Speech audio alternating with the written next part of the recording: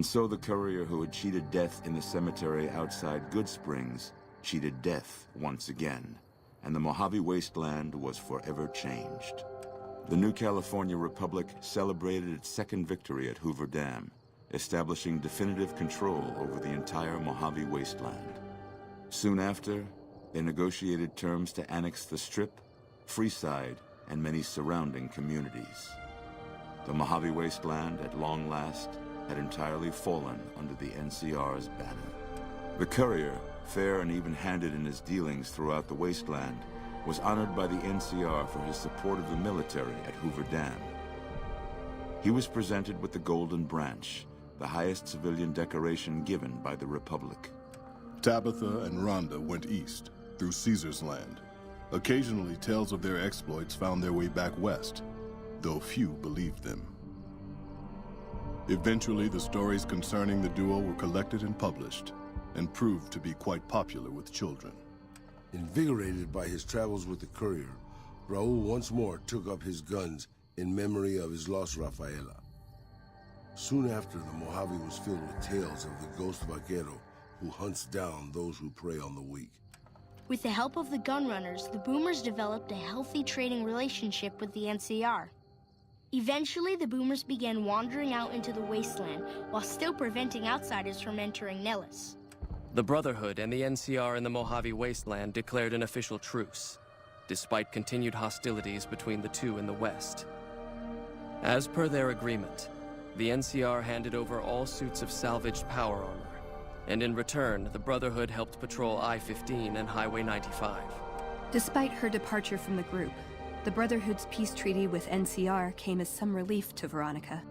Though she remained friendly with surface patrols, she was never again permitted to enter the bunker she once called home. Fearing for the safety of anyone she associated with, she continued her solitary life as a scavenger. But reports would emerge from Mojave scientists and social workers of old equipment miraculously repaired and research notes mysteriously completed. Their leaders destroyed by the courier, the fiends scattered throughout the wasteland. Without the organization of Motor Runner, Cook, Violet, and driver Nephi, they were easy prey. After the NCR's victory at the dam, in part thanks to follower medical support, NCR allowed the followers to care for refugees as they see fit. Old Mormon Fort expanded its services and was able to aid more people, becoming a refuge for the less fortunate citizens of New Vegas. Arcade had hoped that Freeside would be able to remain independent of NCR rule. But he was glad that Caesar's Legion had been stopped at Hoover Dam. He tended to the sick in Freeside for a while longer, then returned to NCR territory to become a teacher with the followers there.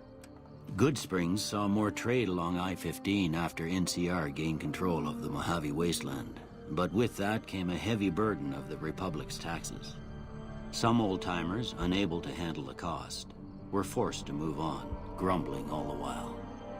In the years following the destruction of Cassidy Caravans, NCR used evidence of the plot to blackmail the Crimson Caravan and the Van Graffs.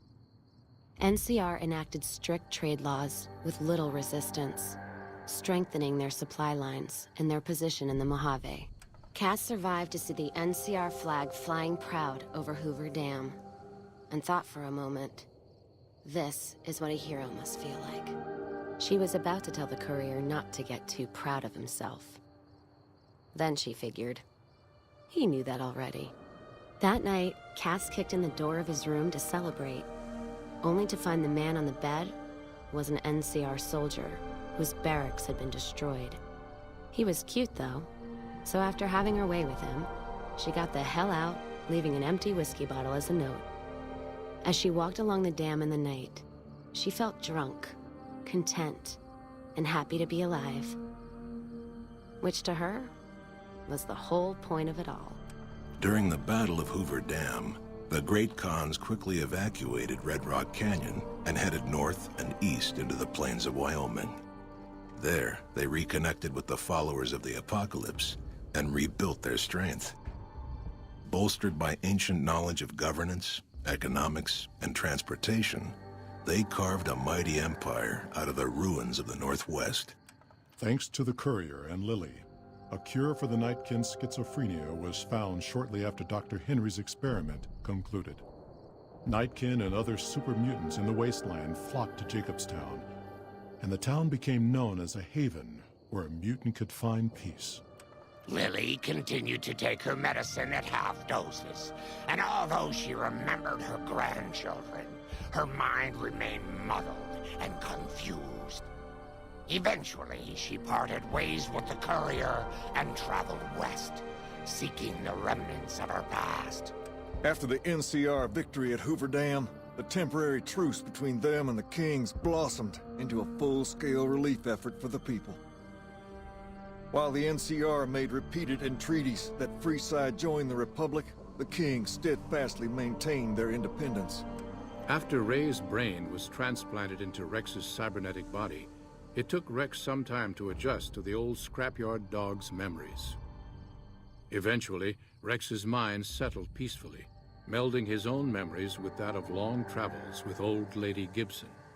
Shaped up by the courier's advice, the Misfits distinguished themselves during the Legion's attack on Camp Golf. Mags was finally promoted to sergeant, and the rest of the Misfits received an official commendation. They continued to serve with distinction for many years. Though Novak was a low-priority target for the Legion, many of Novak's citizens died in its defense.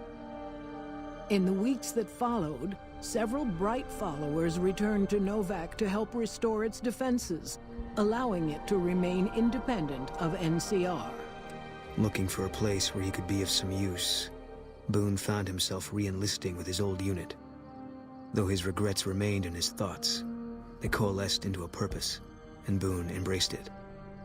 He spent his leave time hunting down slavers in the desert, his first recon beret the last thing they never saw. After Hoover Dam, the leaderless powder gangers at the correctional facility vanished into the wastes, leaving the prison empty. The correctional facility became another abandoned ruin in the wasteland, its carcass occasionally picked over by enterprising prospectors. After the majority of the Vault 19 powder gangers joined the Great Khans, the weaker members scattered throughout the Mojave Wasteland.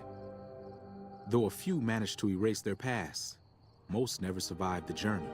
After Hoover Dam, NCR helps rebuild Primm as a major stopping point on the Long 15. Though Primm citizens chafe under NCR's taxes, they benefit greatly from the increased protection and merchant traffic.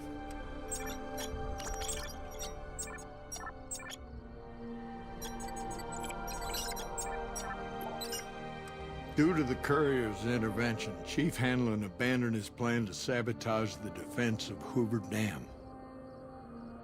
The Rangers assisted the troopers admirably during the Legion's ill-fated attack. Though General Oliver and Chief Hanlon were both praised for their leadership, the Chief quietly stepped out of the spotlight. After a brief fanfare for a life full of accomplishments, Chief Hanlon retired and returned to the peace and quiet of his ranch in Redding. After their bold arrival at Hoover Dam, the remnants disappeared as quickly as they came. Legends of their power spread throughout the Southwest, a reminder of why people once feared the sight of vertibirds in the sky. And so the Courier's Road came to an end, for now. In the new world of the Mojave Wasteland, fighting continued, blood was spilled, and many lived and died just as they had in the old world. Because war never changes.